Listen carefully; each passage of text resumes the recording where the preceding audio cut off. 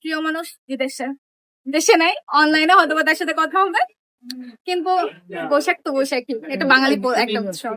এটা আমার কাছে খুব ভালো লাগে যখন সবকিছু কিভাবে দেখতে পাচ্ছি, কিভাবে গুছাচ্ছে, কিভাবে সাজাচ্ছে, এগুলো দেখার এক্সপিরিয়েন্স আলাদা। কালকে যদিও পহেলা বৈশাখ, কিন্তু আমি আজকে চলে এসেছি কারণ মনে হলো যে এটা কালকে অনেক রাশ হবে, অনেক মানুষ থাকবে, এর থেকে আজকে এটা দেখে যেতে হবে।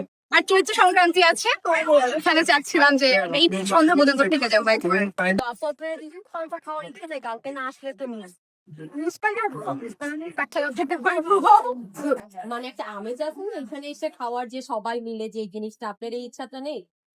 আছে, বাট অনেক রাশ হবে। আর আমরা যে ডিপার্টমেন্ট থেকে আমাদের কোনো আয়োজনও করেনি অ্যাকচুয়ালি, টু বি অনেস্ট, আমরা তো ইলিশ ভান্ডা খাওয়ার সুযোগ পাবো না ওখানে।